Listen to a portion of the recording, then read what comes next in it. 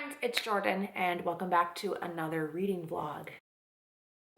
This is going to be a little bit different of a reading vlog than what we've done in the past. We're doing a reading vlog for one specific series as I reread the books in preparation for the final three. Actually, no.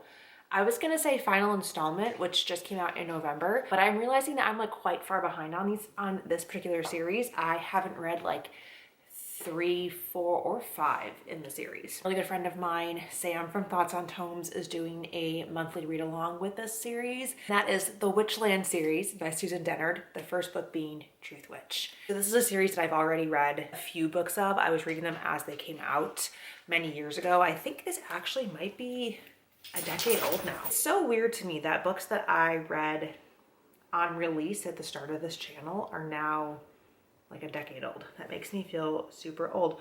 Oh, my bad. It's 11 years old. It came out in 2015. It's signed by Susan Dennard. Here's her signature. I got these signed when she released Bloodwitch, which is book 3. It has a dedication page, as many books do, and it says, "For my thread sister, Sarah." And the front has a blurb from Sarah J. Maas. That is some old booktube drama. It will probably be a spoiler vlog. I don't know how I'm gonna get through 5 books in the series without wanting to talk about plot points and details and things. So I've just started. I'm on chapter 2.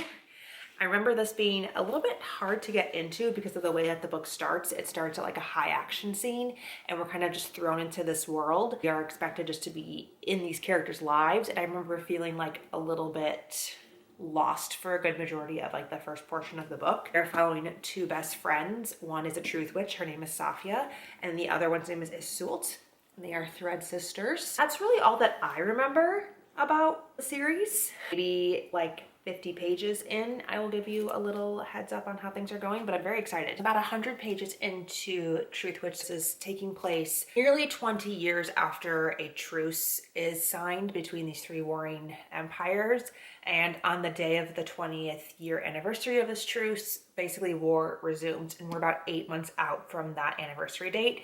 So there are negotiations and plans starting to happen between the 3 empires on what will happen once the war resumes, and there's a bunch of smaller nations that are being affected by the larger players. And our main character, Safia, is from one of those like 3 large empires, and she's royalty. Our other character, Iseult, is from a nomadic tribe. She is not accepted in many parts of society. She is seen as like an outcast, as other, as lesser than, and then within her own community, she's also seen as other and lesser than because she's a thread witch. However, she like can't do other things that thread witches are supposed to do, so her tribe cast her out. They don't welcome her and society doesn't welcome her, so she's just trying to find a place, and her place is with her best friend Safia. And at the beginning, they're doing a highway robbery that goes wrong and they end up attacking a Bloodwitch. They're like dangerous monks that can hunt you down.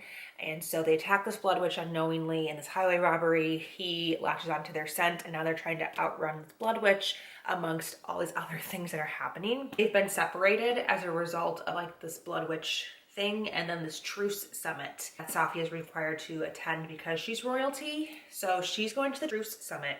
And Iseult went back home to her family's like tribe so that they can attempt to outrun this Bloodwitch. Iseult returns back to her clan, her tribe. They talk about this character called a puppeteer. They're worried that Iseult is going to appear to her tribe as the puppeteer, and that would be very bad. Puppeteer is a young thread witch. Each passing nomadic caravan has had a slightly different tale, but the general story is unchanged. She cannot make threadstones, she cannot control her emotions, and she has abandoned her tribe. They say that unlike our ethereal connection to the threads, this girl's power comes from the void. They say she can control the cleaved. She keeps vast armies of them under her command, and in the darker version of the tale, that she can even bring the dead back to life. So lets her mom know that the 3 black threads of the cleaved, she's seen them. And her mom is like, "What do you mean you've seen them? You must tell no one, this is not good news." Kind of like lends you to believe that maybe, because Iseult can't make threadstones either. Like I said, there's some parts of being a thread witch that she can't do. And so it makes you wonder, like, is she truly a thread witch? I did not find it to be as hard to get into. They're just like thrown into this world, and there's a lot of different things happening that you're not like eased into. As the story unfolds, you learn more about like what different wells. That's another thing. The wells are running dry, and there's a well per each type of magic. So like there's earth, air, water, void, potentially, aether, air. 3 of the wells that are connected to elemental magic have run dry, and then as that's happening, more and more of those types of witches are cleaving, which is when they like bust out in all these pustules and then they explode and then they die, and they can be turned into zombies by this puppeteer, hypothetically. Also kind of figuring out why these wells are drying up. Like that's also happening. So like there's a lot of things happening in the first 100 pages, and you kind of just have to go along with the story as it's unfolding and be okay with learning as it goes. There's not a whole lot of like information dumped on you, which I really appreciate. And I don't know that I appreciated that the first time I read this, but I do like that you're not just like dumped this information. Like you learn it in ways that make sense as the characters are just like doing their thing. I'll probably check in with you maybe like at the halfway mark. So I'm officially halfway through Truthwitch. I'm actually a little over halfway. I forgot like how much happens in this book, but also like how much we don't know about the story, if that makes any sense. So like by the halfway point, we have met our 2 main characters, Iseult and Safi. We've met our other 2 main characters, Aedwin, who is a Bloodwitch, and Merrick, who is a Windwitch. Merrick is a prince of a smaller nation, and Aedwin is a monk from the monastery. And like their sworn oath is to protect the Car Arwen. It's like this prophesized pair that is going to like save their world. That's at least what I'm kind of gathering from the story, is that it's this prophesized pair that they're like waiting for, and they are supposed to protect them, but they haven't been a pair in like a very long time, so the monks haven't really had anyone to protect, so their duties have like changed a little bit. And he is a mercenary. I don't know if that's like part of what the monks were originally doing when this like hateful pair existed. We've met all of these characters, and we are like deep into following them in their various sites. Merrick wants to save his nation. It's a much smaller nation. They're hungry. They don't have resources. Going to get squashed once this war resumes. And then Safi is betrothed to an emperor, and she's going to be his next bride, and she gets captured, meaning she runs away, but they think she's captured and they have to go get her, and that causes like a whole slew of events that might cause the 20-year truce to crumble early. And then Iseult is attacked by a curse witch, and she is essentially cursed or poisoned, and they're trying to heal her, and she's got some funky things going on with her power. You can see the threads of animals because we meet sea foxes. She is definitely something special. Aedwin is searching for both of these ladies. There's something else afoot because he keeps talking about meeting up with his dad and like how he needs to share intelligence with his dad, but we haven't seen that happen yet. And so like there's something else going on with his character as well, and all of this has happened in like 250 pages. I like don't know yet what truly the plot of the story is, if that makes sense, other than these 2 girls who are like trying to outrun everybody in the empire because like everybody wants them for different reasons. I enjoyed it the first time that I read it, so I'm not surprised that I'm enjoying it again. But I do feel like things are happening, but like I don't understand why. Like I don't really get what we're doing. And that's like not uncommon for fantasy books. Can't reveal obviously the whole plot of the series in the first book. I'm sure that this is one of those stories where we're gonna read all of the books and you're gonna go back to do a reread and you're gonna be like, oh my god, look at all the threads that were woven into the first book that we didn't know about. Behind the scenes are trying to capture ships, and that's causing other empires to view as the truce is being broken. So like there's a lot of political things happening. Why have we never heard that before? We've studied New Brevna, but our own history books always describe this land as vibrant and alive. Because, Evrain said, those who win wars are those who write history. We're having the absolutely most beautiful weather right now in the Midwest. It's been in the mid to upper 50s, and I think today we might hit 60. It's such a tease because it's only mid-February, which means This is Fake Spring. I did finish Truthwitch yesterday. My final thoughts on Truthwitch. I am going to rate this a 4 out of 5 stars, which I think is really interesting because when I finished it the first time, I also rated it a 4 out of 5 stars. But if you read my review, I went back and bumped it to a 5. And I don't really know why, because I feel like 4 is correct. There were some twists and turns towards the end of this book that I had totally forgotten. We do have like a really big plot point that happens that sets up what comes in the next book, and that is Merrick's thread brother, Cullen, Cleves. That was just as like tragic to read the second time as it was the first time. I do though misremember how much Safi and Merrick were like together in this book. They like make out, but that's about it. It didn't go as far as I had remembered it going. And then I also wanted to touch on the prophecy. There's one thing that really jumped out to me where I was like, I think this is important and I feel like we should remember this for later. And it has to do our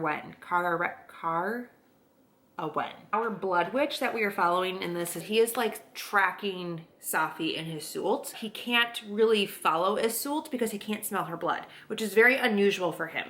And then we've mentioned that Iseult has some like oddities about being a thread witch. Oh my gosh, we also meet the puppeteer. Totally forgot about that plot point. Iseult's tribe, or like the leader of her tribe, thinks it's her, but it's not her, obviously. And she's having dreams with about the puppeteer. The puppeteer is communicating with her through these dreams. And it's someone that lives in Poznan, which is the capital of Lithuania. So something is happening in Poznan with this puppeteer. I think that something happened to them during the war, because we really only hear about Kartora, Marstock, and Dalmati as being like the main empires. So something happened in Lithuania. So we learn about the Car Arwen prophecy. There's supposed to be a void witch and an aether witch. I guard the light bringer and protect the dark giver. I live for the world's start and die for the shadow ender. My blood I offer freely, my threads I offer wholly. My eternal soul belongs to no one else. Claim my aether, guide my blade from now until the end. Theoretically, if it's Iseult and Safi, it's 2 aether witches, because a thread witch and a truth witch are both of the aether well. The puppeteer is what she calls herself as a weaver witch, and she tells Iseult in one of her dreams that Iseult is also a weaver witch, but we don't really know anything about what that means. I think that that's like important to keep in our mind as we read forward. Obviously, these 2 women have to be the Kara one, like that's the whole point of the series, but like to see how much is woven in the first book. Then we learn, which I totally forgot about, because Aedwin keeps mentioning his father. His father wants Safi. Hear that the puppeteer is working for the Raider King with like capital letters. And then we also learn that Aedwin sent off to join his father, the Raider King of Lithuania. And then Merrick's, his second mate, Ryber, who was the heart thread of Cullen, has disappeared. Oh, and Safia is captured by the Marstok's queen, who is an iron witch. I don't remember like a lot of those plot points. So that's where we're going to set up to, head into Windwitch. Something that I think is really interesting about this series is I was following Susan Dennard pretty closely when she was writing these initial couple of books. A lot of things changed for her with Windwitch, I believe. I think she changed a lot of like Merrick's character arc and like where she was going to end Merrick in the end. I feel like I remember the tones between these 2 books changing quite a bit. We're now going to be moving on to Windwitch. I'm about 50 pages into Windwitch, so let's talk about it. As I was reading Truthwitch, something that like kept coming back to me as a memory from reading this book the first time is that I swear that Merrick died. He does not die. He fakes his own death. He goes underground as this Robin Hood-esque like character where he is seeking vengeance and providing for his people despite like his sister's reign for power, since she's in line to take over the country. You get a point of view from her in the first 50 pages, and she is very much like a woman that's been beaten by the system that's ran by men, and she feels very slighted by a lot of choices that have been made for her. She wants more women in power. It's all very well and good, but she's going about it in like a very dictatorish kind of like way, like not really caring about her people in her quest for her own personal vengeance. Aedwan meets up with Corlant. He is still after Iseult, so he hires Aedwin, the Bloodwitch, to go after Iseult. Iseult likely stole his money from the tree that he hid it in the last book. So like they're off on a little adventure together.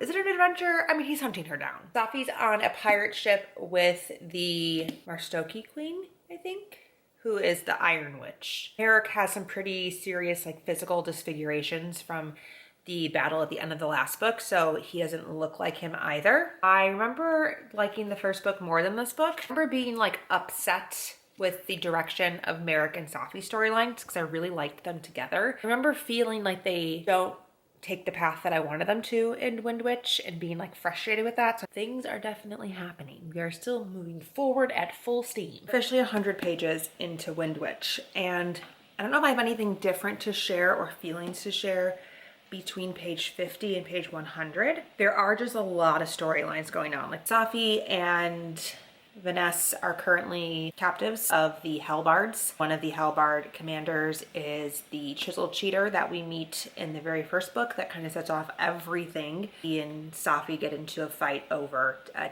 tarot card game. He steals her money. She tries to steal it back. She steals it from the wrong carriage. Aedwin gets her scent and like, you know, starts the whole thing. So we just met up with him again. Vivia is doing something underwater with the city of Lovatz. He's following these underwater cisterns and the creatures are fleeing. So she's not really sure what's going on down there. She's a tide witch too, so she can control water to some extent. I think that she might have a crush on her first mate, Styx. I'm having a grand old time. I'm gonna continue to sit here on the couch and keep reading and have my coffee. I'm now definitely over the halfway point of the book. I'm on page 226 out of like 375-ish. I know I've read this book before, but I'm not convinced I read this book before. I don't remember anything that's happening. Brand new story to me. The most intriguing plotline, like the thing that I am most curious about, is the Merrick plotline, which does make sense because this being Windwitch is his book. We have seen twice now him go to a place, interact with people, whatever, talk about the Nihar rage and trying to tamper it down and then being like swept up in it. And then the Shadow Man appears, who we don't really know who the Shadow Man is. And I was very confused because I thought first instance of the deaths in the Linde greenhouse, I thought Linde was the one that was being murdered, but it was actually one of his guards, and Linde was not the one that was murdered by the Shadow Man, but I thought the Shadow Man murdered Linde, but he did not. The guard ended up only having 9 fingers. One of them was missing, which does relate back to a gang, but Linde doesn't know how this man was murdered, and he was covered in black lines, kind of like he had been cleaved. And that was after, like right after an event with Merrick being there, and we see it happen again in the cisterns storerooms in the castle. He sees the Shadow Man, and then they find a dead man on the stairs who's also only got 9 fingers. And then later, Vivia and her guards find that man, and he is not anyone from the palace or any of their guards. He is like an unknown person. He's out to be an assassin, but he also, like I mentioned, has 9 fingers, and is also covered in all these black lines as if he had been cleaved. Do you get a snippet of Merrick washing his body and talking about all these black lines around the burns on his body and like where the new skin is growing in, and he assumes it's dirt. If it's not dirt and he is part of the Shadow Man, or Shadow Man's part of him, maybe the Shadow Man is his rage and he's killing these people. I feel like there's a lot going on there that we really like don't know that much about yet, and I, for the life of me, cannot remember how that storyline progresses as we continue through the book, and if we even like get an answer to that. I truly don't remember. That's what I'm most invested in, and I need to know what's happening with Merrick and the Shadow Man and the black lines on his body. Is he partially cleaved? Is he actually dead? Because I thought he actually died, but he fakes his death. I'll let you know when I finish the book how it goes. Yesterday I ended up finishing Windwitch by Susan Dennard. I am convinced I did not actually read this book. Like, I know I read it. Goodreads said I read it. I have content saying that I have read it. but I don't actually have any memory of reading it. Merrick is going off on a journey to figure out what's happening with his magic. Cullen shows up again at the end, who we watched cleave and die in the first book, but he did die off page. So until there's a body, you know, you're not supposed to believe that there's actually been a death. I'm assuming that both of them, the fact that they're not dead and like half cleaved, have something to do with the Raider King and the puppeteer Esme. And we also see Isolde use her Weaver Witch power for the first time and acknowledge that she might be a Weaver Witch, so she might be a Void Witch, so she might be part of the Carawan. And then they're trying to find this lost well, because there should be an origin well for each of the types of witches, but there's never been a void well. However, there's been a hidden well under Nebrevna. We also have seen some other characters that are like these half-cleaved creatures that are working for, I'm assuming, the Raider King. Safia is still with Vanessa, the Iron Witch from Marstock, and they're going back to Marstock. Isolde and Safia are still not back together. Isolde and Aedwin also picked up a young Earth Witch who can control mountain bats, and that seems to surprise and shock them. So I'm assuming it's supposed to surprise and shock us that she can control a mountain bat. Merrick and Vivia have a moment where they're like reconciling with each other and accepting the roles that each person has in the society, and Merrick is allowed to be a dead man and leaves and goes on with no riches, no name, no whatever, and Vivia stays in her country to lead her people, but she had been secretly pirating for a long time to try to build up stores to save her people. So like there is, you know, there was some goodness to her despite her frosty exterior. Still 4 stars, which I did on Goodreads the first time I read it, but I feel like I enjoyed it more because I was like putting the pieces together and like connecting the threads throughout the story a little bit better than I think I did the first time. I really feel like I had a better enjoyment experience, a better like comprehension exercise reading it for the second time in comparison to the first. And there's just a lot happening and I forgot all of it. So technically this is the last full-length novel in the series that I've read. The next one is Bloodwitch and I haven't read that. So we're like going to embark on a brand new book experience that I've never read before. But in the interim here, I am going to read Sightwitch, which I've actually already started. I'm on page 50. No, I'm on page 66. Sightwitch is like this compilation of diaries that our Sightwitch Riber puts together, and it has her diaries and it has a friend of hers named Anzi's diaries, and Eurydice, who is like the original Sightwitch or like the most famous Sightwitch. She also writes this famous poem that is integral to the story, and there's pictures in here and like diagrams and basically like the memories and information of the Sightwitches. It has to do with the legend of the 12 paladins. So the Witchlands was founded with these 12 paladins. It was 2 paladins per each type of magic. 6 turned against 6 and then 1 turned against 5. So it's kind of how the Witchland magic started and then became what it is today. And it's all recorded in the Sightwitches. The Sightwitch is a convent, kind of similar to what Aedwin is in the monastery, but this is only for females. Riber, who is Cullen's heart thread. Meet her before she's actually become a Sightwitch. She hasn't been gifted the sight. Sightwitches are not born, they are made, so they have to find this convent or be invited to this convent, which is like shrouded in a mist. And if they get there, then they work as a serving sister to the convent, where they cook and clean and take care of it. And then the mountain goddess will put out a call to them. The mountain is ready to invite them into the sisterhood, and they go under the mountain for 24 hours and they come out with the gift of the sight, and they can see memories of those recently departed. They have like a photographic memory of everything they've ever experienced, and they can also see into the future. At this point, I'm like less than 50 pages from the end, but it's not a very long book. Maybe my perception is that it was always marketed as like a not required reading material, but I feel like this is very much required reading material. I definitely think you should read this between Windwitch and Bloodwitch, which is when it came out. There's two different storylines happening concurrently through this. We have Ryber, who is the last Sightwitch, watching her experience all of her sisters go into the mountain, never come out. Sorry, my nose is like so itchy today. I don't know what is going on. She realizes she's the only one left, and she just kind of like exists at the convent as the only Sightwitch for a while. And during that time, a New Brevnon army moves in nearby, and they start to build a watchtower, and she's watching them build this tower while also just like existing alone by herself. And she observes this general captain man in charge of it, and then one day she just like gets this feeling she needs to go into the mountain to find her sisters. She can't be left to be the only one. Bad things are going to happen. She's supposed to come out of the mountain, and once you get your sight, you don't like get called back, but all of them have gotten called back. So she treks under the mountain through all of these like levels of the library, levels of this mountain, and she's not prepared or equipped for it because she wasn't called.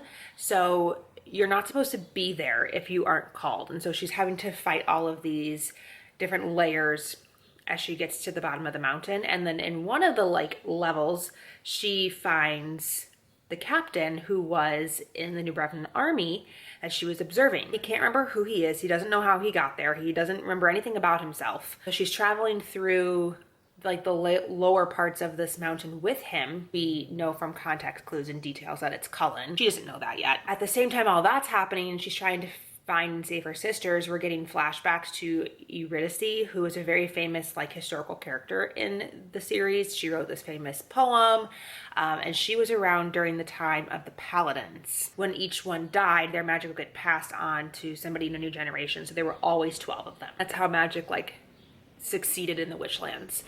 Well, then something happens where 6 of them turn on the other 6, and the 6 that are non-corrupted are known as the 6, whereas the 6 that turned on them and like turned corrupted are known as the exalted ones. And we're following Eurydice through diary entries as she is trying to restore balance to that 6-on-6.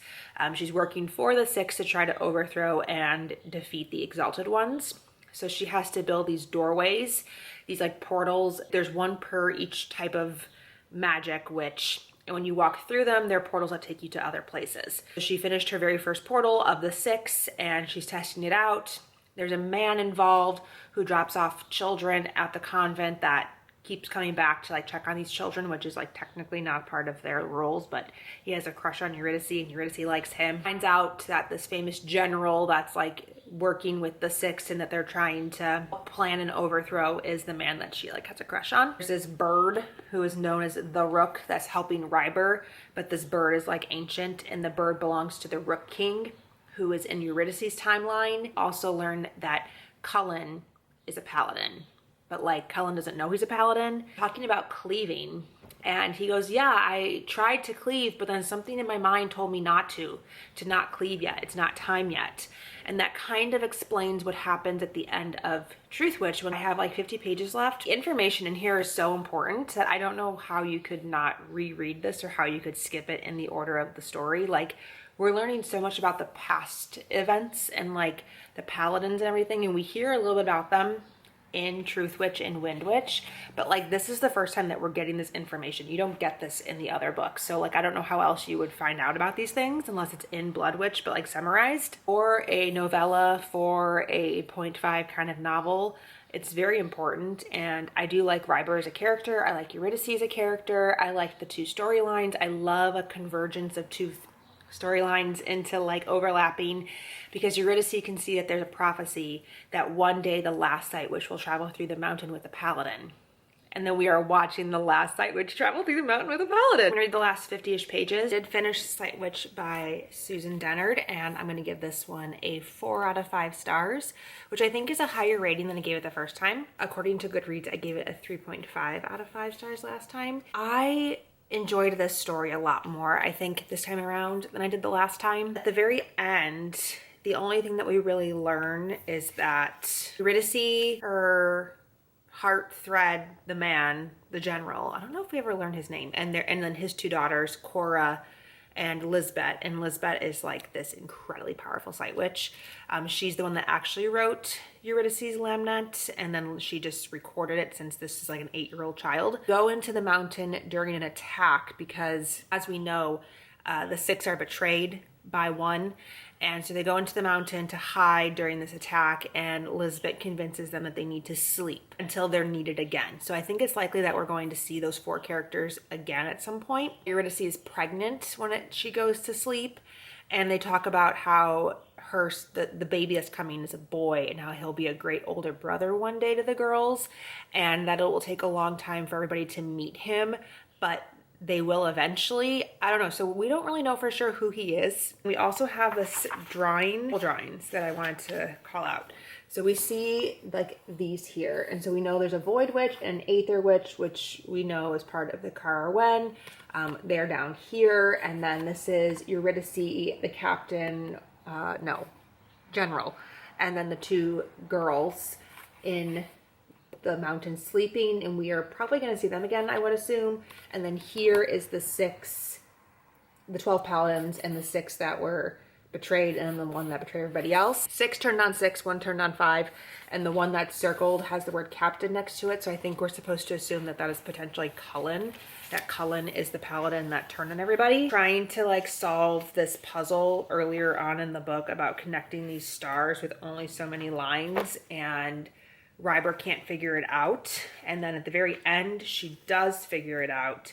This is the puzzle that we were trying to solve, and you can tell like that's how it's solved. But then this shape is repeated over and over and over again, and it's a bow-like shape. So this is obviously something important as well. It is known as the Retez Dol Surmaya, which means the weapon of the giant that cradles us when we sleep. I'm assuming has to do something with the goddess that is sleeping in the mountain. I don't know what happened the last time that I didn't continue with Bloodwitch, but I didn't for some reason. And I went to the signing and I got Bloodwitch signed, and I just never read it, which I think is just kind of crazy. So yeah, I'm like super excited to see how this continues. I'm very invested in this all over again.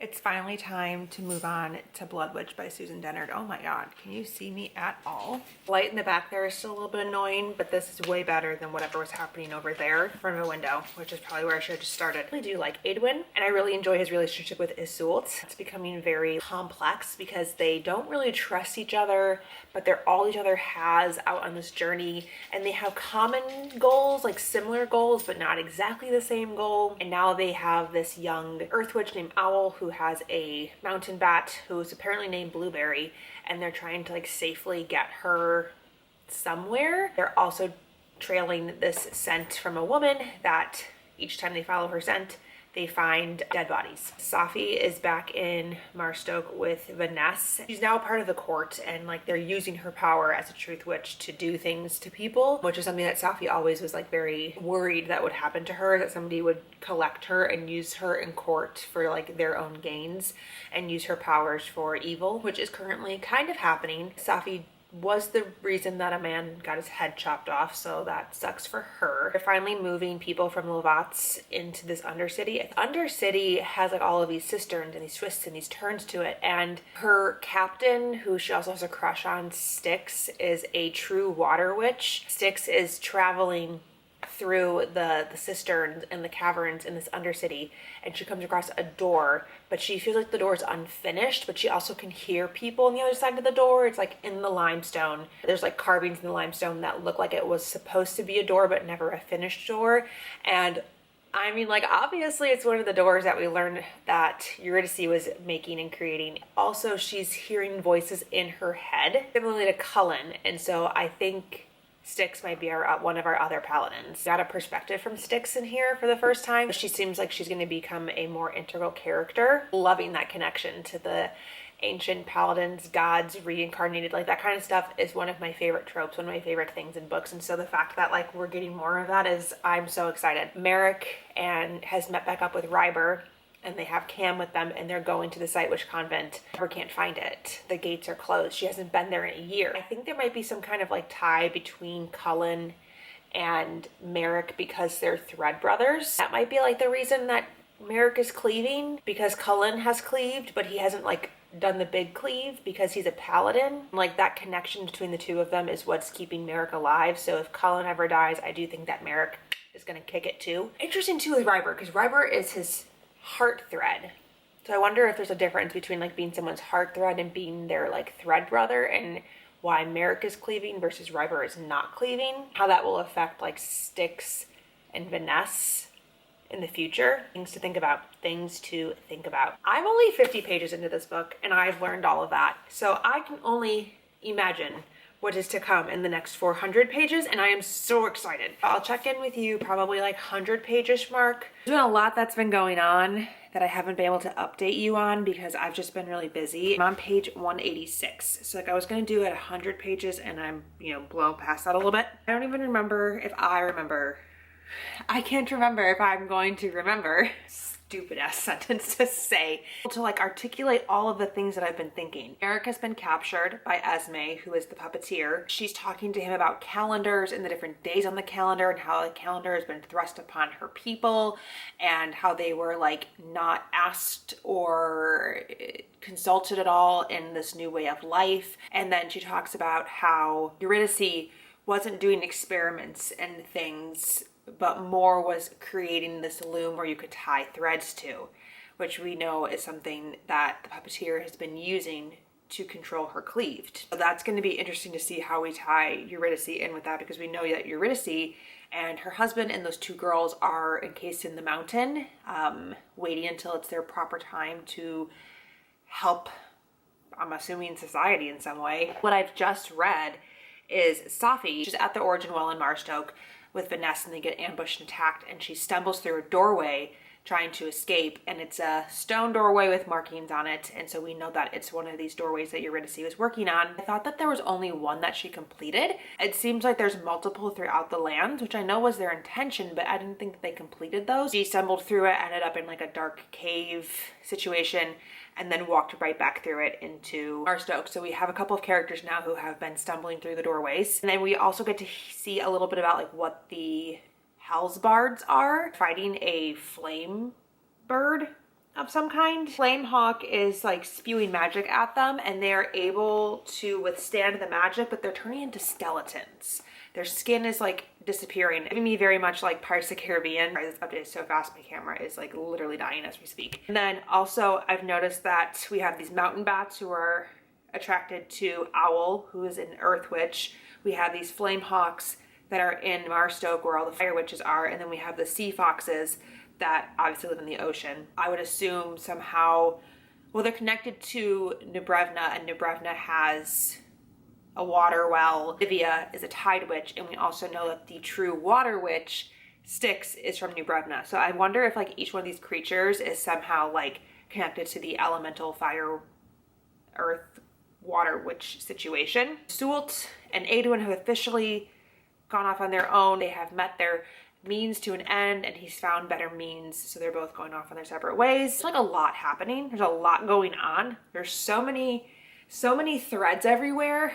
No pun intended. I can't wait to see how Susan pulls all this together. She talked a lot about the structure and how she was like keeping track of everything in these books and making sure that she didn't leave any plot lines hanging, and how she's going to connect things back to each other. So I think she's capable of doing it, and I'm excited to see what it looks like in real time. Time to charge the camera though. I literally have 2% battery left. I'm just gonna do my update here since this is already where my camera is set up. Oh, I'm probably like, what, 2/3 the way through the book? There's some things that are happening, and also I'm a little confused. We know that Safi is with the Rook, or at least the Rook is following Safi in some way.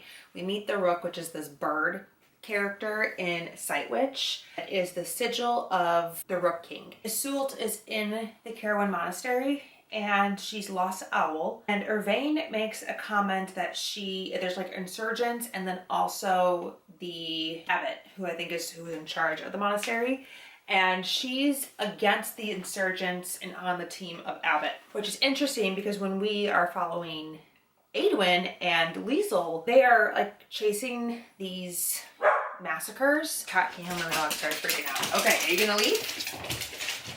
Just for a moment. So we think that the Raider King and the Nomazis. Basically, what Edwin thinks is happening isn't actually what's happening. He thinks that like they're attacking the monks, but in reality, the monks are attacking the people, and the Nomazis and the Raider King's forces are like working together against the monks who are hunting them down and killing them. And that's a direct order, according to Edwin, when he meets up with some of these monks from the abbot.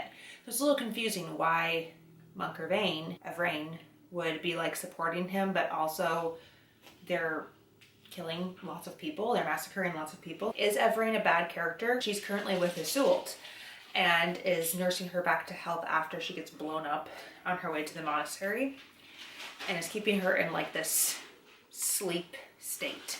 And when she's in her sleep, she is meeting this man who has like silver hair and wings, and we don't really know exactly who that is, but she thinks it's the Rook King. We learned that the monastery is his fortress from, you know, the Sightwitch book, and she meets the abbot and he is giving her like really bad vibes. And then she is looking at Monk Evrain and notices that she also has wings, like shadowy looking wings in this like hazy dream sleep thing that she's in. I don't know, there's a lot going on. I'm feeling very lazy and don't want to like collapse my tripod for this clip, so we're just going to have this angle instead, but I feel like I should turn that light off. It's darker, but like there's not a weird halo behind my head. I told you I wasn't going to give you another update with this book until I finished it, but I lied. During Sightwitch, we hear about how there were 12 paladins, 6 turned on 6, and then 1 turned on 5, and that's how we get the all-powerful king paladin as a result. Well, in here, they mention that again, but in a different way. Varric is with Cullen and Esme, and Cullen is like singing under his breath, 6 turned on 6 and made themselves kings, 5 turned on 1 and stole everything. There's 6 empires, and does each empire claim like a specific elemental magic more than other elemental magics? So yeah, 5 turned on 1 and stole everything. Whereas we heard that 1 turned on 5 and stole everything. So like now we have 2 different storylines going on here. There's like a lot of different players happening, like I've mentioned before. In a conversation where it was Cullen the Fury, Edwin, and the Raider King, Cullen the Fury referred to the Raider King as General, and Edwin makes a note that that's the incorrect title because they should be calling him King. He's the Raider King. Edwin seems to be in the dark. There seems to be some information that is not being provided to him, whereas I think it's safe to assume that Cullen the Fury has more information, and so calling him General is probably actually more accurate. And so we know that Eurydice fell in love with the General. It can't be the same General, because isn't he still asleep under the mountain? Talking about Horlant and how he's needed and we can't dispose of him because the only other person like him is a baby and we can't wait for that baby to grow up. Is that Eurydice's baby? Are they still trapped in the mountain, or did they get out somehow? And then on top of that, oh, where was my other thought going? Oh no, I had a thought. Well, maybe it'll come back to me. I have a new theory. My new theory is Edwin. Edwin is the baby that Eurydice was pregnant with during the Sightwitch book, because my new theory is that Eurydice is his mom. I say that because he calls the Raider King his father. However, Cullen the Fury calls the Raider King General, and General was the name of the person that they put into the mountain. How did they get on a sleep? I think Eurydice is dead. Edwin watched himself. He stood where the Raider had stood when he loosed the 6th bolt into DC's back. He stood at the mouth of their tent, except there was no tent now. No walls or battle raging in the tribe. All that surrounded him was fire and shadow. Over and over he had died that day, 1,000 times, until the rain had come and Evrain had found him. The arrows had bled him, the fire had burned him, yet always he had come back. Always he had snapped awake to find his mother's dead face above him, while the flames and smoke bore down. Death follows wherever you go, yet by the grace of the wells you always outrun your own. Always Edwin had outrun death, beginning on this day 15 years ago. DC, I believe, is the nickname that we give Eurydice. Things are happening. Did in fact finish Bloodwitch by Susan Dennard, and I'm also here to tell you this is going to be the worst update that we do together over the course of this video. And that is because I finished Bloodwitch weeks ago. I mean, probably like 4 weeks ago. And now I don't really remember exactly what happened at the end. I remember there was like a big, momentous reveal and realization. And I don't remember what it was, but I remember being like, whoa, whoa, ho, ho, ho. Can't wait to tell the vlog about this. And then I just never told the vlog about it. We had Ryber and Styx demolishing all of the standing stones at the mountain. And when they completed that, Styx picked up the glass mirror and sword thing, the artifacts that Cullen has been looking for in the entire book. She picked up those things and she got transported into the granite, it sounds like into the mountain, the way that like Eurydice was, and then the Rook King found her. But we're going to remedy that going forward. It'll be the only update that is so poorly presented to you. Because now we're moving on to Witchshadow, which is the 4th book. We're following Iseult, Witchshadow, instead of Weaver Witch. We're starting with Eurydice. Stones in motion, tools cleft in two. The worm fell to the daughter made of moonlight long ago. He just did not know it yet. From Eurydice's Lament. You can get a recap of the Witchlands online. That's pretty cool. I always wish that authors did that. Beginnings. Time to get into it. This one started and I was confused. So this one does not start right after Bloodwitch, or unless I'm like misremembering Bloodwitch. The last book ends with Iseult and Saphia together. This book does not start with them together. They are separated again. And Iseult is like leaning really heavily into her Weaver Witch abilities and like being alone, but she's got this new ferret best friend that we don't have any context for where it came from or what it is or anything about it. And she's with Owl, but Owl doesn't have her bat. And I don't remember the bat abandoning her. Like, I feel like maybe a lot happened at the end of the last book that I wasn't processing happened, or did things just happen off page? It feels very much like we're getting off page information spliced like between the current timeline. Like, there's a lot of flashbacks, a lot of like, well, this is what happened before. So I do think we like picked up like a couple weeks after the events of Bloodwitch. Saphia is back in Kartora and she's now married to the emperor there. She's a hellbard. That was like just thrown on there randomly. I was like, wait, how did that happen? We haven't gotten to the scene where she's actually like made into a hellbard yet, but we know she is one and has no more access to her Truthwitch magic. The ferret is apparently Esme. Very murky descriptions of how Esme has become a ferret. We have not seen Merrick and we have not seen Aedwin. Vivia and Vanessa are together and they're trying to get allies for their causes. They went to Dalmati and the Dalmati leader guy basically said, LOL, no thank you, turned them away. We know that the Rook is following them. The Rook is giving us like a point of view of, oh, I see these two Karawan and I see what they're doing together. A little bit of splices in between the chapters, but it feels very like you don't know a lot of things. We're just in a new place. Oh, Iseult is trying to find Eurydice's diary. She's got like 8 pages that the ferret gave her. But again, like, I don't know, just in one chapter she has a ferret and you're like, the frick the ferret come from? I feel like we've been dropped into a story with like a lot of backstory that's happened and we don't really have all the information. So it's kind of like, it feels confusing and disjointed, and I'm a little like, I'm getting less lost at like page 60. Information is being like very slowly drip fed to us over the initial part of this book.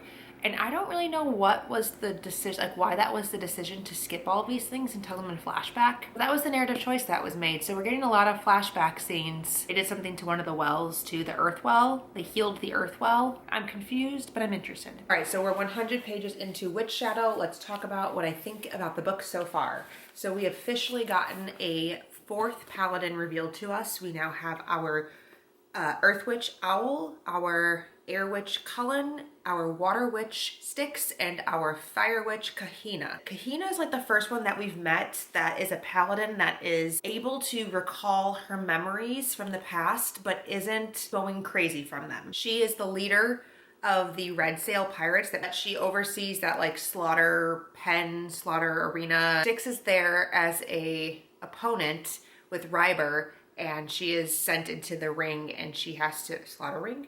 Maybe it's a slaughter ring. Sent into the ring and she has to battle a Flamehawk, which belongs to Kahina.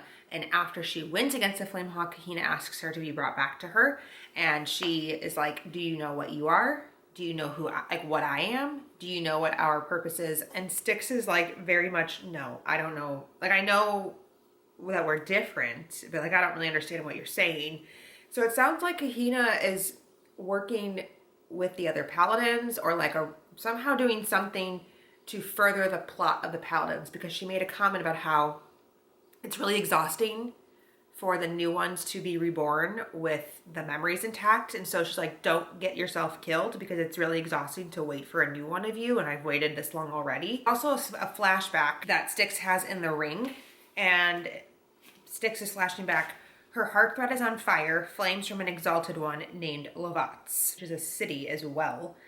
Laughter from him too. Food for my flamehawk, food for my pet.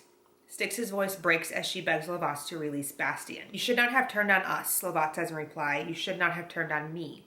Styx's eyes meet Bastian's eyes. Blade, he screams through the flames.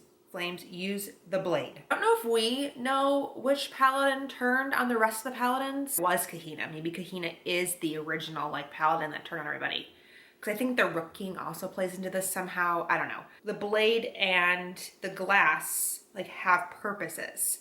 Because we know that they're afraid of them. We know that they don't want, like the paladins don't want to be anywhere near them, but they're not really, we don't really know why. Glass allowed a person to find paladins, to see which humans carried more than a single soul inside them. And the blade could kill a paladin, ending their reincarnation, silencing their multiple souls forever. There's a lot going on here. That was like the last page that I read. So we find out what the blade, what the glass do. There's another paladin in the mix. I had said I couldn't remember who took Aedwin at the end of the last book. It was Corlant. That is who also took Evrain, and that is now who has Iseult and Owl. And according to Aedwin, Corlant was obsessed with Iseult, partly because she was half of the Karawen, and also because she and Safi were the only people who could end the way Corlant lived, the way Aedwin lived too. There's something fishy going on with Corlant and Irvain, because Evrain has smoky, suspicious threads. I am so sorry. I know I'm only supposed to be giving you updates at specific page numbers,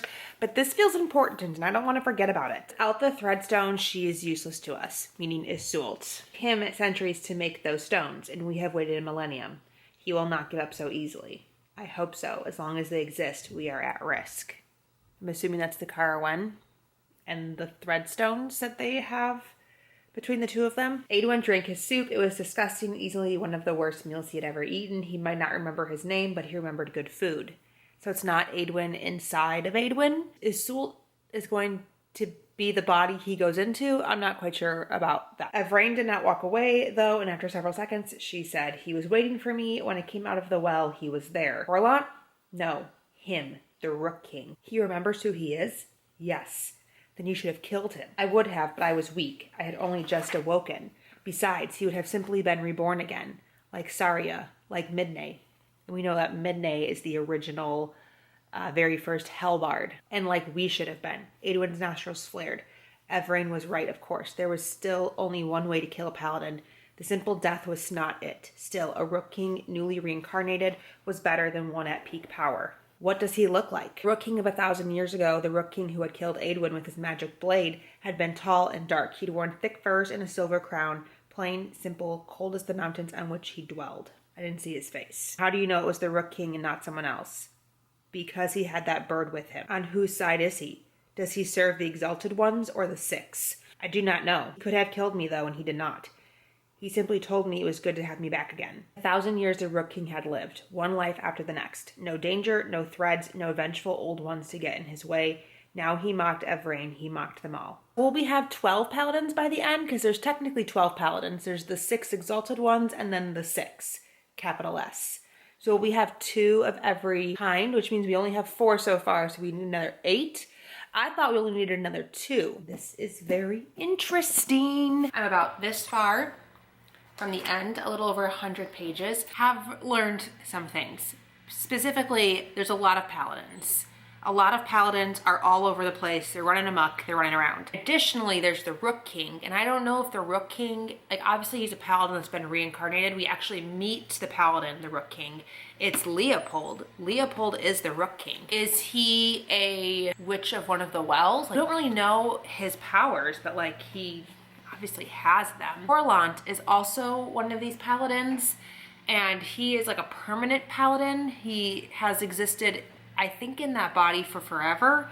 It was a little touch and go on like the explanation on like what exactly is happening with Corallant. Sult has killed him before, I think. So I don't know if he just reincarnates as himself consistently or if he gets put into new bodies. We also learn that Corallant is Isult's dad. That was a crazy revelation. There's something about an orange cat that seems to be like suspicious. This happens every time that I read a book in like really short chunks where I can't just like binge it in larger quantities. I start to lose track of like the details of the book. I typically don't like to read really involved books while I'm really busy. I just don't feel like I'm as immersed in them as I need to be to like focus. Typically hinders my enjoyment. So I do feel like I'm going to end up rating this one lower than the rest of them, and that's not necessarily the book's fault. Although Sam, who was the one that inspired me to reread these, said that this book was her least favorite, I think, so far. It didn't live up to the expectations that she had had after Bloodwitch. So it could be the book and it could be me. Sam also answered my question on accident of where has Merrick been this whole time? Merrick is imprisoned in ice under the mountain with Cullen. Forgot about that. I actually think I truly missed that happening at the end of Bloodwitch. I don't know where I was. Oh, and also Leopold. Leopold has this aircraft. It just goes in the air, not into space, that he has built, and he said that a friend of his drew the initial interpretation and then he expanded upon that, and then Safi's like, a little bit of a lie there, and the aircraft is named Eurydice. There's something about Eurydice and the Rook King. There's so many details. I don't even think that was an update. I think I just told you things that happened in the book. But I have to get back in the rhythm of this. You know, it's gonna take me a moment. Finished Windwitch. Oh my god. Witchshadow. Let's do the plot points first, and then I'll talk about the structure, how this one's a little bit different from the previous books. Last thing I talked to you guys about was the flying aircraft that was going into Solterra with Leopold and his Sult on it. So Iseult learns about the threadstones that she and Safi have been wearing and like carrying throughout all of this series. The garbage truck is outside. The threadstones, as I was saying. So the threadstones were actually created or originally owned by Corallant, and Gretchen stole them and gave one to Safia and one to Iseult because they contain the souls of all of the previous Caragwen. Believing that they are the next iteration of the Caragwen, they can utilize these stones to like enhance their power or like draw power from them. So during this whole battle, there's a lot of things that are happening. We find out that Corallant is actually the Exalted One Portia, who is the one that like took over Midnay in order to make the loom and control all of the threads. And so because he is Portia, he's like uber powerful, and he's fighting with Safi. Aedwin is also there, but it's not Aedwin, it's Aedwin possessed. And we find out that Aedwin is possessed by Najee, who is the Exalted One of Aether. Leopold, who is the Rook King, removes the possessed soul from Aedwin and Yvraine. And Yvraine, I think, is another Exalted One. Makes them promise that when they're reincarnated in their next life, that they'll be on the side of the Caragwen. And during this battle, there's also a shadow worm. And the worm is being used by Corallant. So in order to defeat him, she frees the shadow worm and then like infiltrates the loom in order to track down Corallant. But rather than her killing Corallant, it's actually Leopold who ends up killing him. So the loom is destroyed and all the Hellbards are free, including Safi. She has like a part of her magic back in that truth lens that she wears now. In the final scenes, Iseult returns to Alma's corpse and uses the magic that she's acquired in order to try to restore her spirit, and she starts begging to the mountain, Sermaya, to help restore her. But in the background, we see that it's actually Leopold, the Rook King, who uses his special paladin magic to bring Alma back to life. He is now partnered with Owl, and they're having a conversation, and Owl accuses Leopold of betraying the 6 good paladins, but he insists it was never him who betrayed anybody. Someone else is still out there, and that someone is still waiting to act. Which, you know what, does make sense. I believe it to be Cullen. So I think Cullen might be the one that turned on everybody, not the Rook King, even though the Rook King clearly has taken the fall for whatever happened back then. And then additionally, we do also find out that Kahina is not the Exalted One Lovat's, who we think she is initially. Like, we know she's a paladin, but we think it's Lovat's, and it's not. It's actually Ryan. Ryan is one of the 6. And that's all that happens at the end of this book. It's like, there's so much that happens at the end during these battle scenes because we're getting so many other perspectives, like not just what's actually happening with the characters, but they're also like dream walking. They're also communicating telepathically sometimes. They're also having flashbacks to previous scenes in the middle of the fight scenes.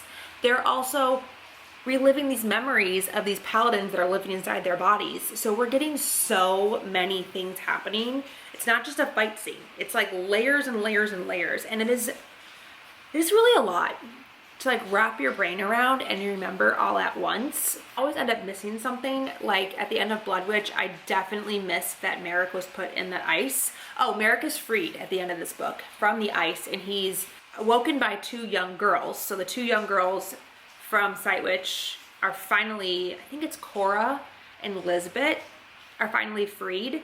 And they also have a dog with them. I don't know where the dog comes from, but obviously the parents, Eurydice and the general, are not there because I think they've already been freed. And that is who Cullen and Merrick take the spots of. Does that mean that Cullen is still in the ice, or is Cullen free too? I guess maybe we don't know that yet, but there's like so many things happening. And so yeah, I end up missing like one of the points of whatever it is that's going on just because it's layered so intricately. And that is like one of the things about this book in particular that didn't really work for me. The way this one is told is different than the previous books in the series. When this book opens, there has been about a month that's passed, and everything is completely different than how we end the last book. So like the last book ends on relatively like good terms, and that is Iseult and Safi are finally together, but Safi was captured by Henrik and is going back to Kartora, but Iseult's going with her and Leopold's going to protect them, and it's all well and fine and dandy. But that's not how this book opens. This book opens again like a month later, and Safi's a Hellbard and Iseult is fully embracing her power as a weaver witch and like destroying everything. And we don't really know how we get from point A to point B. We see them awaken in Earthwell, and then everything is bad. We're getting a lot of flashbacks between like the current and the previous timelines, and normally that works really well for me because I love when the 2 timelines like converge and we finally get like whatever big reveal that we're gonna get from the 2. But in this case, there's already so much going on just in the story in general that adding that extra layer of like, here's all the scenes you've missed on Glee, just really didn't work for me. It made it an extra level of like, okay, well, like, why is it like that? That could have been like a whole book in and of itself, I'm sure. And so we needed to further the plot, and this was a way to do that. But also, I didn't really like that, the way that was structured. It didn't really work personally for me. That did impact my enjoyment a little bit. Once we got like caught up to present day and we learned all the facts, I was fine.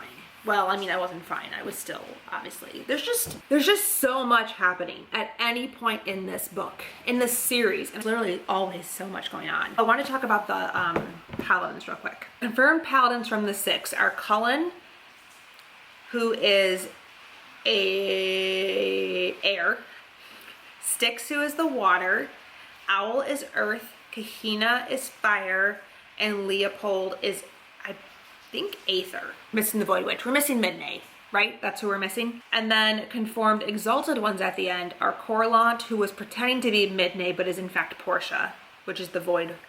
So we must be missing Midnay. Nage, whose soul was possessing Aedwin, released by the Rook King, and that is the one of Aether.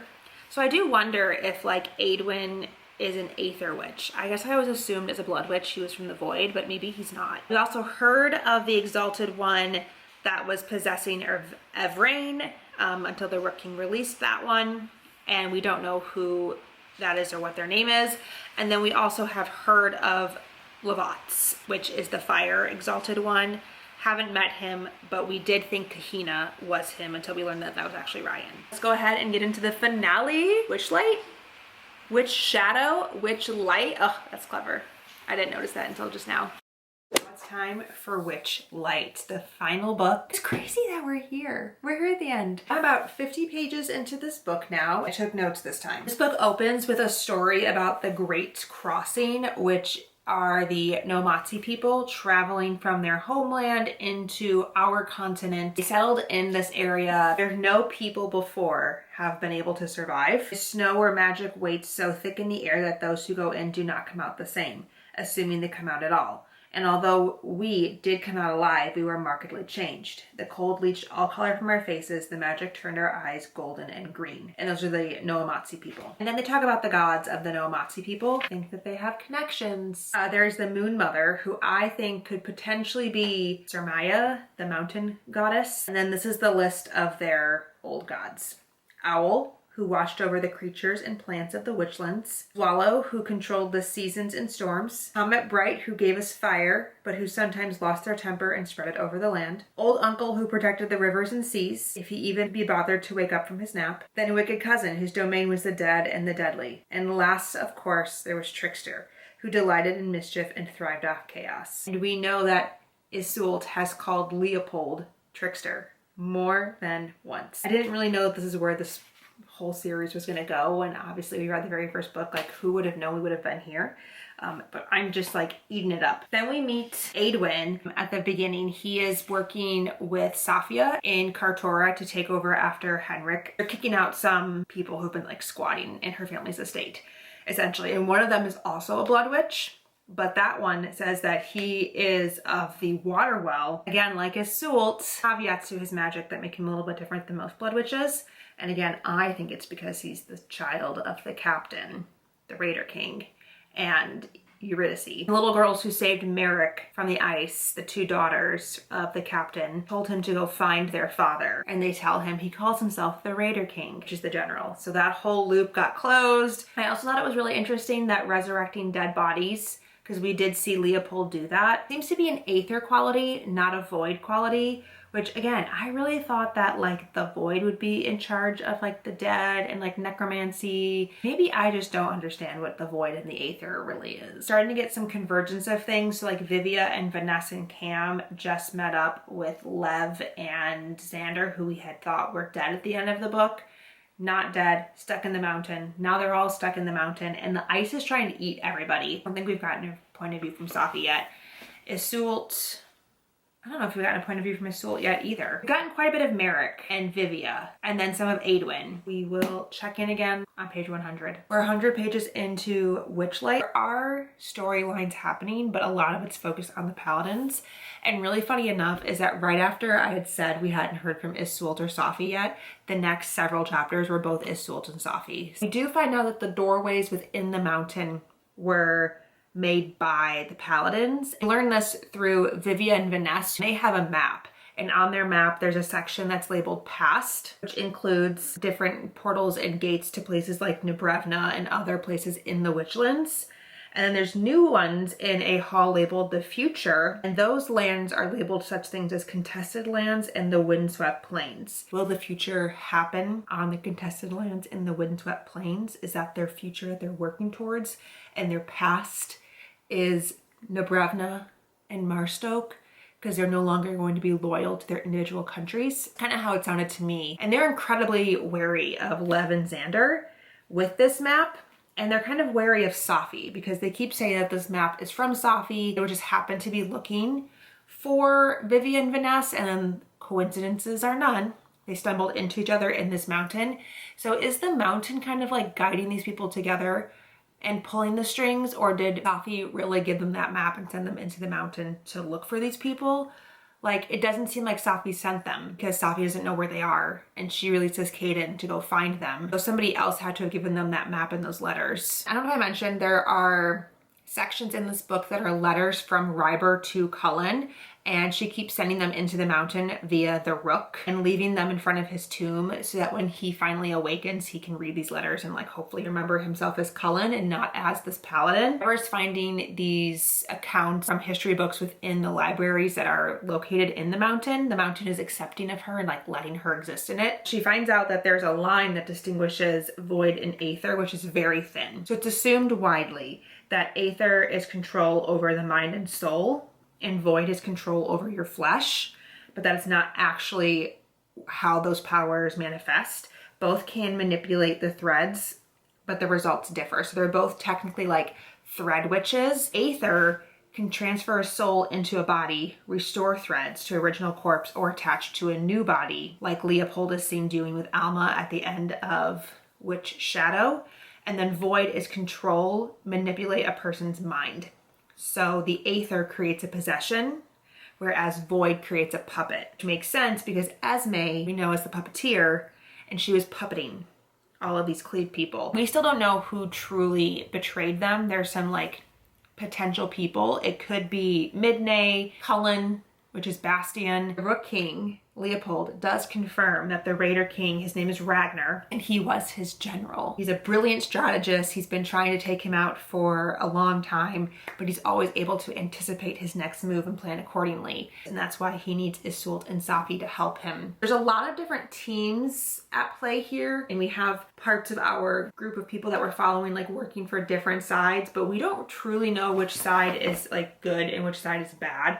And I don't know that we're ever going to get like a true good and bad side. I think it's going to end up being like a morally complex, like, well, we did what was best for us at the time, or bad decisions had to be made for the greater good of everyone, you know, like something a little bit more ambiguous where it's not like good team, bad team. I do think that some of our characters are going to end up fighting against each other. Iseult and Safi, I feel like, have had some tension in this book more so than previous books. They're off to heal the earth. No, they just healed the earth well. They're going to Poznan to heal a well because they're going to go towards the Raider King, and Leopold's like, don't do that, bad idea. And once they do that, they can quell the Karawen that are wreaking havoc inside of Safi's mind, and also hopefully kind of calm the paladins and be able to overtake them, I guess. I don't know. Thinking about healing the well and the paladins being neutralized seems to be like a thing there. I'll check in with you about halfway through. I'm also not convinced that Leopold is the trickster. I did say that I thought he was,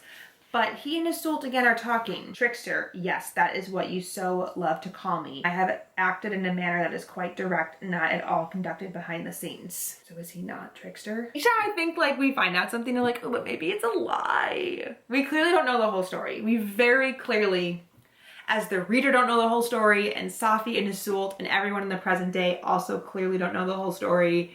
Like, history obviously was written by those who won, not necessarily to tell the truth, but to tell their side, and that was something that was said in the very, very first books. Can I just say, Iseult and Aedwin, this is slow burn. I've waited so long. And I love them so much. I've made it halfway through. I feel like there is something that's not as it seems. Somebody is not who they seem. I just feel like there's been too many hints that people aren't being truthful, or they have motivations that aren't fully divulged to the reader, that there is going to be some kind of big reveal at some point, and I'm just waiting for it. We also found out that Erythrania, the former republic, became a former republic due to a plague. And they don't really initially tell us what the plague is. We have probably assumed it's some kind of like medicinal plague. The original plague we find out was cleaving, and it's due to the well being dead. So the well's been dead for a really long time, but then we find out that Esme cleaved the well. So like, did she make it worse by cleaving the well? The well was already dead, and that plague happened like 50 years ago. Raider King's also the one who instructed Esme to cleave the well. And he said it was to stop the plague. So the Raider King is trying to cleave all of the wells. And then the Karawen, Iseult and Safi, are trying to heal the wells. So those are two obviously very different things. The Rook King is on the side of the Karawen. He wants the wells to be healed.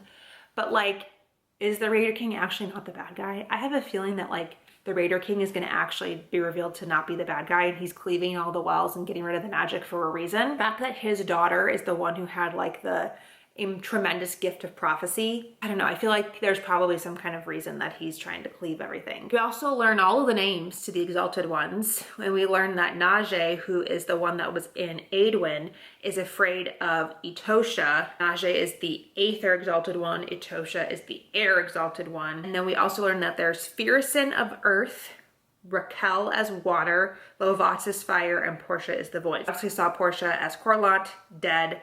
We thought we met Fire, didn't actually. I guess really the only ones that we've met were Najee and Portia, and then whoever was in Irvain, but I don't think that we know exactly who was in Irvain yet. I feel like this is the first book where we've really like gotten into all of these wounds on Aedwin. 6 wounds come from when his mother died. She was laying atop his body to protect him during a fire, and in that moment she was shot with 6 arrows of some kind, and they pierced her, killed her, and then like left wounds on Aedwin. We have heard about these 6 wounds nearly every time that we meet Aedwin in this book. So there must be something significant about the fact that there are 6 of them. I feel like there's 6 countries, like 6 major countries, and I feel like each one of them has to do with one of these elements, paladins. We did get an answer though to a previous question that I had from a previous book about a cat. Cat belongs to Styx. She is Lady Bale, and Lady Bale was known for her cats. It's like one of her sigils. Safi, Iseult, and Aedwin got split up in a way that I don't really know like makes very much sense. Safi took off to go to the well very injured. Like she's basically telling us or alluding to us that she's gonna die because she was shot with these like magic bullets. It's found by Merrick, so she's in Merrick's like little company right now. Iseult gets captured by the Raider King, and Aedwin gets led into the mountain. Next time that you hear from me, I will have finished this book, or if something really crazy happens. I just finished part 1, which was Initiate. Now I'm on to part 2, which is Complete. This book is very heavy-handed in telling us that we don't know the full story, and that people are being manipulated by something. So sometimes it's by multiple characters and sometimes it's by one character. The book very much makes it very clear that we don't know the whole story, our characters don't know the whole story, and these people that are in charge, half of them don't know the full story and the other half of them are keeping us in the dark intentionally to protect their goal. A lot of these notes came from me editing the first several books in the series for the vlog. I was listening back and like watching the previous clips, things were clicking. I'm like, oh my God, I can't believe that I once thought that, because it's like so obvious it's this.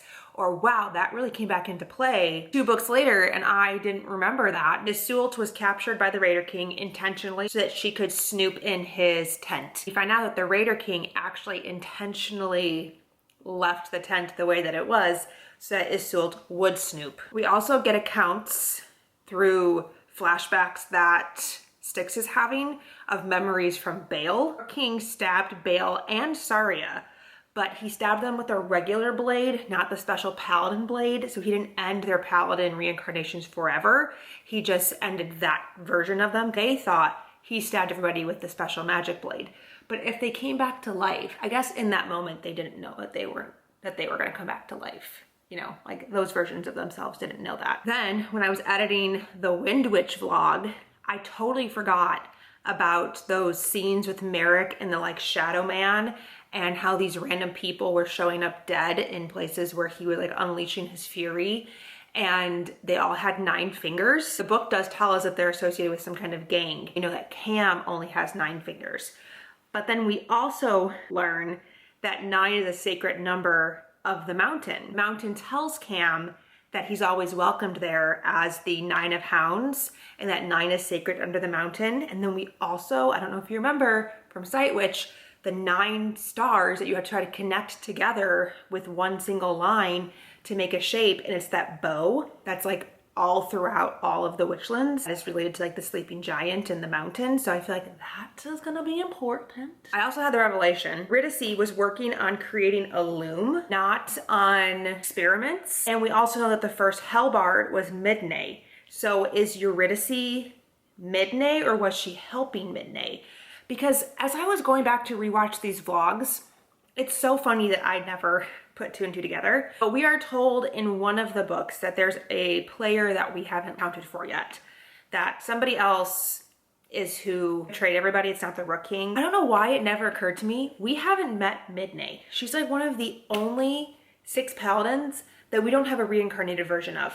And I do feel like that is suspicious, and I don't know why I did not pick up on that. Who is Midnay? Where is Midnay in our timeline? And then I was like, is Eurydice Midnay? Because she was working on the loom. I feel like the fact that we haven't been told what happened to her should be suspicious. And we learned that Esme is not who cleaved the Airwell. She just took advantage of a cleaved air well in order to create a loom that she could use for her puppeteering. The well was actually crudely cleaved by the 3 remaining empires because they were not pleased with the direction in which Erythruania was leading. I don't know how I never put this together, but it's the former Republic of Erythruania. It was an election-based nation, but the empires that were surrounding this republic were like, no, people can't be in charge of themselves. We need to be ruling over them. They snuck into Erythruania and cleaved their well, and then that seeped magic, or seeped this cleaving plague throughout Erythruania, and that is why the Republic collapsed. Then we learn that the Raider King, Ragnar, is also slow cleaving. As they heal more wells, more people are cleaving, and more people that don't even have connections to magic are cleaving, like Ragnar. Is healing the wells really doing any good? And then we get another iteration of what happened between the 6 and the Exalted Ones from the Raider King. He says that the original 6 turned on the Exalted Ones. They became kings themselves. Then the Rook King turned on everyone, tricked the 6 into killing the Exalted Ones, and then the Rook King tried to come after the Raider King's family, Eurydice and his 2 daughters, and kill them, but the mountain protected them and put them in this ice, which we see that happen in Sightwitch. And Aedwin was born inside the mountain, in the ice, which I did say he was the son of Eurydice, and we knew he was the son of the Raider King for quite a while. That was never hidden from us. It just took a while for the Raider King and the general from Sightwitch to be confirmed as the same person. He also tells us that Eurydice made a sword for the Carwen. The Rook King used it to create the Dark Giver and the Lightbringer. So he is the reason that those 2 entities even exist. He created the Carwen. He created the Carwen Monastery. It used to be his own personal military. He used them to further his agenda. So the Carwen aren't this prophesized pair. He made them seem more important than they are. Maybe it seems I don't really know yet. Then Iseult dies. The Raider King stabs her, and he says that her death will not be in vain. And then her soul leaves her body. She's watching things happen while her body's laying there and she's dying, and her and Safi's magic converge, and they're able to telepathically communicate with each other and also tap into each other's threads. Safi starts seeing threads, which is one of obviously Iseult's powers, and then Iseult climbs into the well, and the very last scene that we get from this is Safi diving into the well after her. We're also given the confirmation that Merrick, because he dies again. We get the confirmation that he's only continuing to reincarnate because of his connection to Cullen. That connection is severed in some way. Merrick will be dead. So that's really sad. I guess Merrick and Safi will not be ending up together. We do find out that the Rook King and Ragnar, the Raider King, are thread brothers, which was a crazy revelation. Then we get more flashbacks through Styx of what happened with Lady Bale and Lovatz, and the town of Lovatz. We're reminded again that Lovatz wears the jade ring, and we're reminded again that Kahina wears a jade ring. We're supposed to believe that Kahina is Ryan. The jade ring thing kind of makes it hard to believe. Portia made that ring for Lovatz, and now Kahina wears the ring. Which again, doesn't seem like that's Ryan. I think she's tricking Styx. Also learn who the Rook King's heart thread is.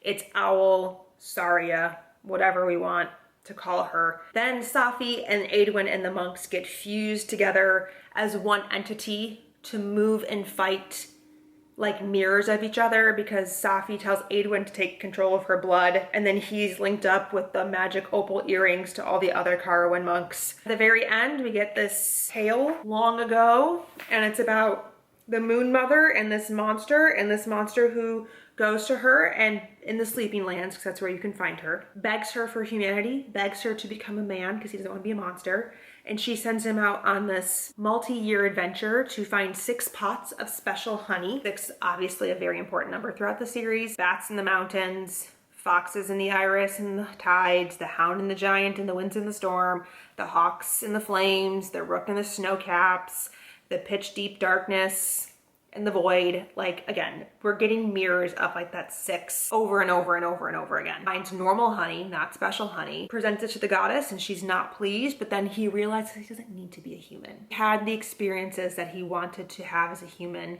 as himself. I guess I'm just gonna keep reading. I just finished part 2. First of all, let's just talk about Vanessa and Vivia. Vanessa finally told Vivia that she loves her. Vivia tries to say it back and then she feels her magic being ripped from her body as the healed well tries to claim it back. Find out healing the wells, really bad idea. I've been waiting for like the other shoe to drop for a while, as in some person is not being honest with us on who they are. I was not expecting it to be the wells though. Did catch me very much off guard. Turns out it's a very, very angry paladin. Very angry paladin. It's the Airwell, so it's Etosha, and she is so pissed. Doesn't resemble a human at all. It's very distorted. And it's just that they've been in this state, in these wells, having people like feed off of them for healing purposes, for their own magic and whatever, that it's really warped them as they've like sat in their rage. Turns out that our characters had it wrong all along. The Rook King also had it wrong.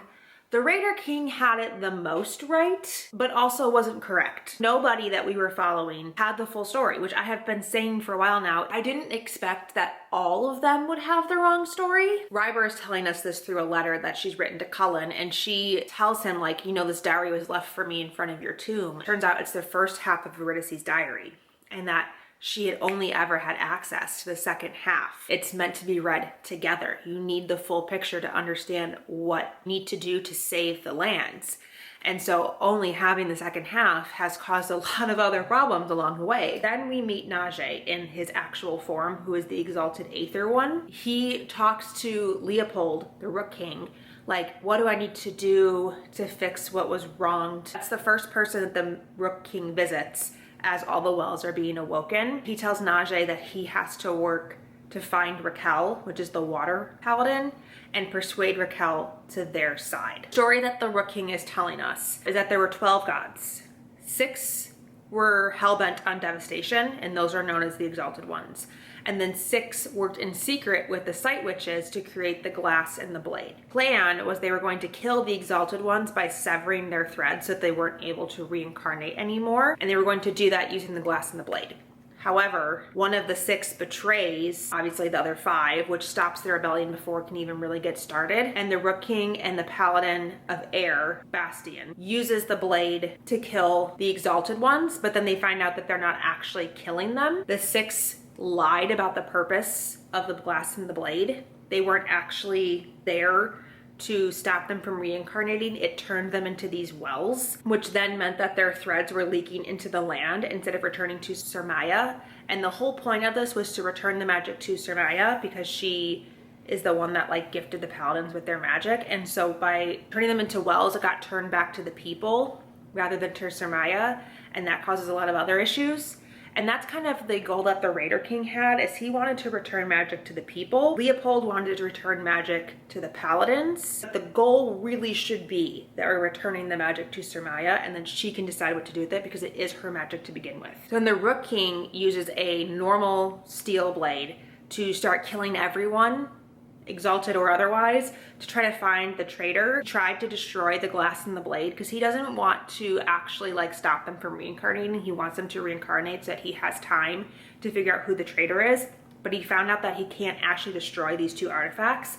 So then he binds them to the Carowin. And that is why he then turns his own personal army into the Carowin monks, and why they have the same name is because he's using the Carowin monks to protect the Carowin, which is the blast and the glade, because Portia escapes and hides as one of the 6, and she's trying to hunt down the Carowins. Turns out that Midnay, which I said is the one that betrayed the 6, she was bound to the first loom and was the original first Hellbard, and because the loom was taken over by Portia, that meant that she was bound and required to report specific things to Portia. She was required to warn Portia, and then Portia forced her to trade places. So when they stabbed Portia with the actual true blade, they didn't kill Portia, they killed Midnay.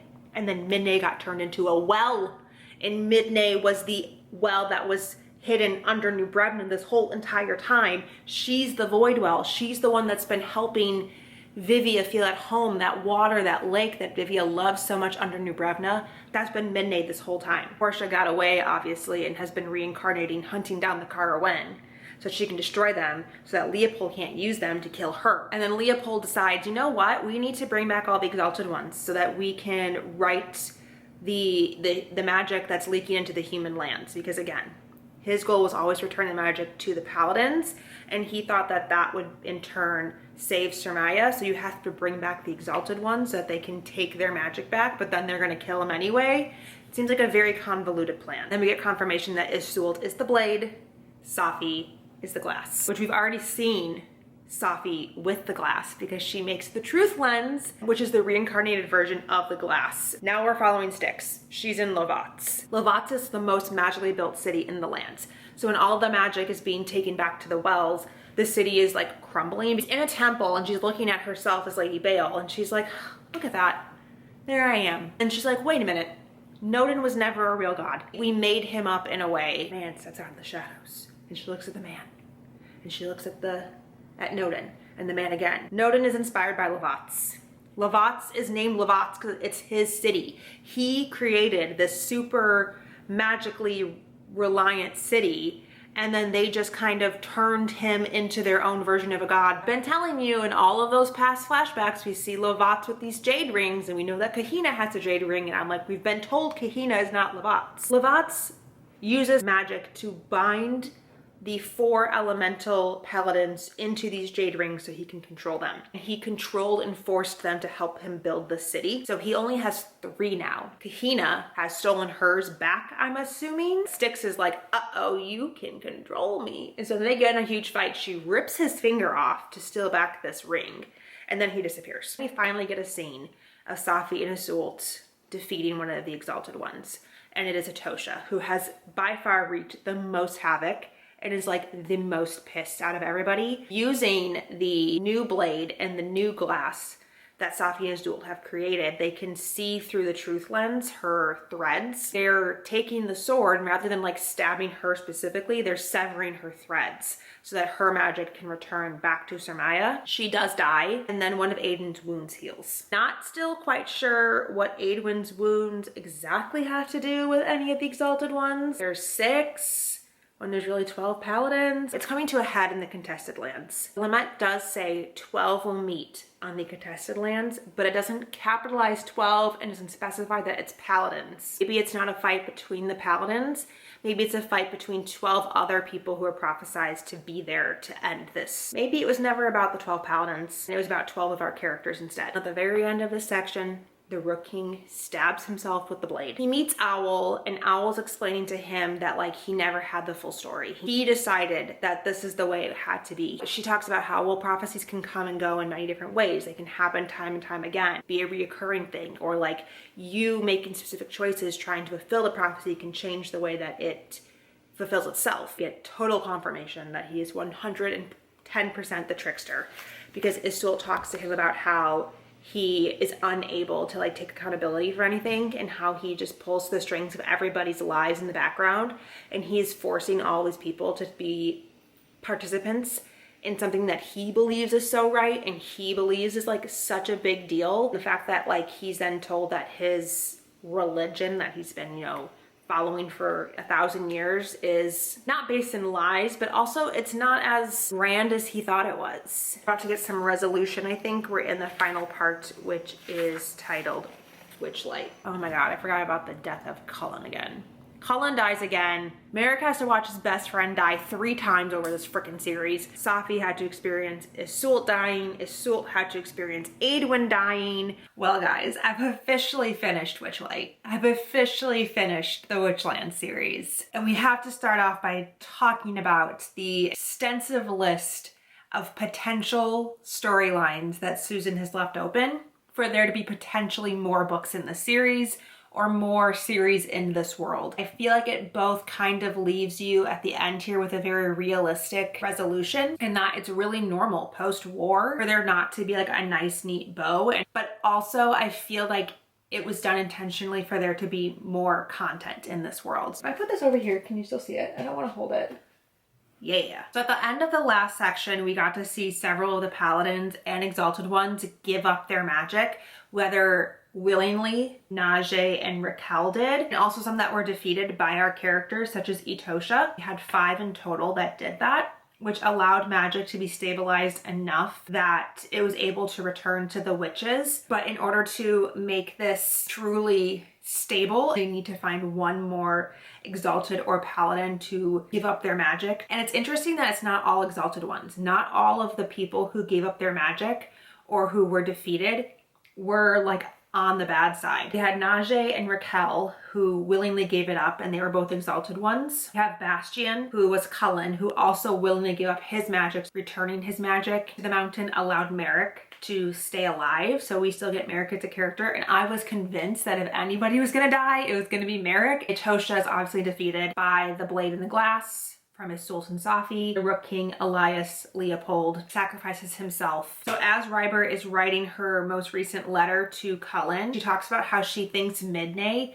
potentially betrayed them again, and that Portia is reincarnated. 5 of Aedwin's wounds have disappeared because there are 5 dead paladins, which does confirm then for us that Portia was not actually defeated. So she will be reincarnated in some way. Aedwin gets this new job. He is now the tool bearer, and he'll keep the blade and the glass safe and take on apprentices so that he can teach them how to use those things, because the Karawan are now going to be people who go throughout the land to make sure that magic's not being abused anymore. So their purpose changes as well at the end of this. They're no longer like this prophesized pair, but they're going to still make sure that there's balance in the Witchlands. And find out that there's still strangeness in the forests. We learn about like this really strange forest and how like nobody will go in it, and that there's like sections of the forest where it's like other. The tribes people that live around it, or like the village people that live around it, like know not to go in there. And so that's still happening at the end of the book. So that kind of leaves one door open of additional stories that we could get, in addition to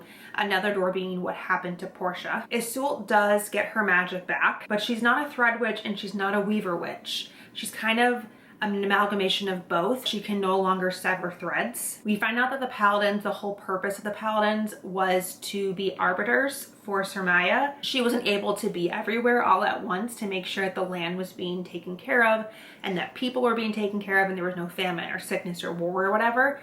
And so in order to try to keep those things from happening in the Witchlands, she decided to create the paladins, and they're supposed to help guide. There were 6 of them, the exalted ones, who became greedy with their magic and didn't want to pass it on to future generations. The lands are associated with the wells and where the exalted ones were initially slain. We also find out that Portia threatened Saria and Saria's lands that she oversaw. So Portia just seems like a terrible person. Elias, the Rook King, and Saria decided to keep their heart thread bond a secret so that Portia couldn't use yet another person to manipulate. There's a chapter that I kind of skipped over at the end of section 2 because I like didn't know what to make of it or what was happening. It's called The Weasel, and at first I thought it had something to do with the ferret, but it's definitely not the ferret. The ferret is Esme and the weasel's a different character, and the weasel is working with the rook, the bird, not the king, and then the girls from In the Mountain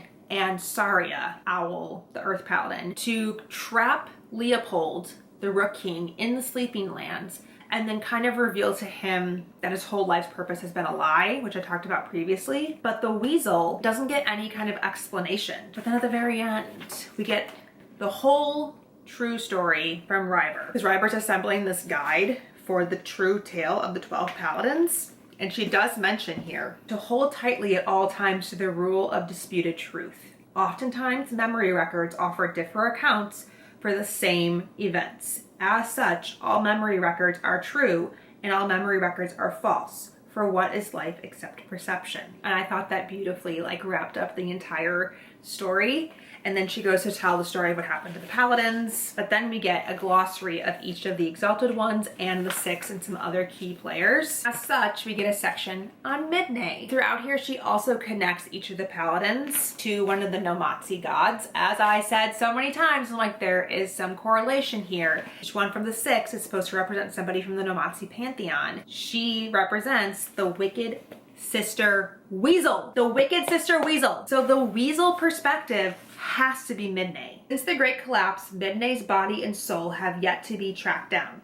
There is concern she is once more under control of the surviving Exalted Ones. We know the Void Well was in Nebrevna, so when that well dried up, it should have given you back Midnay, but we didn't get Midnay. We did get this weasel though, so is the weasel Midnay? The weasel does say that she hasn't had a human body in centuries, and she also seems to have just woken up. And then at the end of this section, when Cora and Lisbeth are going back into the mountain and they're taking the Rook and the Weasel with them, Lisbeth says, "Come, little cousin." And another thing that Isul calls this character is Wicked Cousin. So they call her Little Cousin and Wicked Sister Weasel. I'm very excited to see what Susan Dennard ends up doing next with this. I feel like this was enough to satisfy my wants for this particular storyline. Like, I feel Safi and Iseult have been satisfied. Iseult ends up with Adwin. They confess their love to each other and they bind themselves with no Motzi words, and it's beautiful. Vanessa proposes to Vivia and she says yes, and that's also beautiful and wonderful. There is a little like tease that Merrick and Safi might get together, and you know how much I love and wanted that to happen, and it never really did. That's my one complaint, is this series needed more kissing. It is a very politically driven series with great crossover appeal for adults, even though it is YA. It's definitely not romantasy, so I get why there's not that much romance and kissing, but just a smidge bit more. I could have done with a smidge bit more. I think I'm gonna end up giving Witchlight a 4 out of 5 stars. That feels right in this moment, which I think puts the whole series at a 4 out of 5, which I think feels correct. Like, it's definitely not my favorite series of all time. With that being said, if you want to follow me anywhere else online, my handles for Blue Sky and Instagram are on the screen now. Thank you guys so much for watching, and until next time, I'll talk to you very soon. Bye!